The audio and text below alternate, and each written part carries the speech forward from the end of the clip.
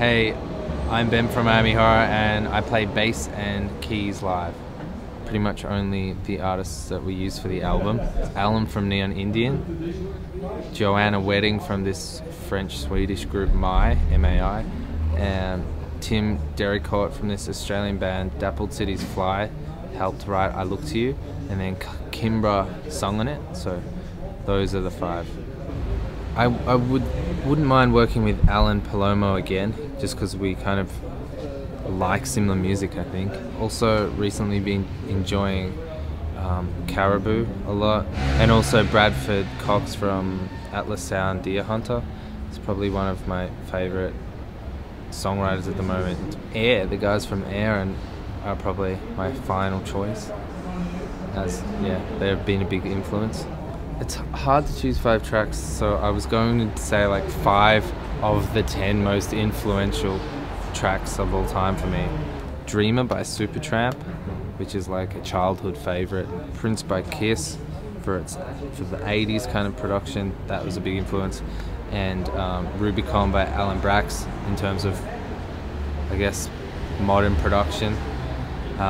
Still in the Groove by Ray Parker Jr., which is this really funky 70s disco song, I guess. And then maybe Michael Jackson Thriller for its grand scale epicness.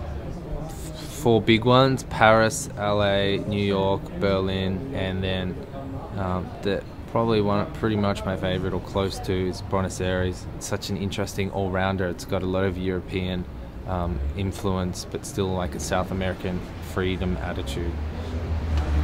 At the moment, I've been carrying this jacket. I couldn't find it anywhere, and finally found it and got one. I have this kind of green kind of trench coat thing, I guess, short trench coat. I seem to have a lot of plaid shirts and a lot of plain black shirts for just wearing casually. Well, I mean, we all end up sleeping generally, catching up with friends if we happen to have any there, and there's a lot of Australians that live overseas. Photography as well, because I've got my new 5D, which I'm excited about. Reading music theory and just exploring a city. But I mean, those things come well after sleeping, so it's usually only 5% of the time. Well, obviously, seeing friends and family is very important. Being able to sit down and write music in front of speakers makes a big difference, because I find it impossible to do on tour. Going to restaurants that you know and you've been waiting to eat at for the last 4 months while on tour and having terrible food. Having a normal schedule and sleeping well, and just not having to worry about where you're going the next day. Trying new food, local food, which we get to do sometimes. Experiencing interesting things, like in Mexico more so. Sometimes you get a city that stands out with some interesting historic feature you can visit or activity.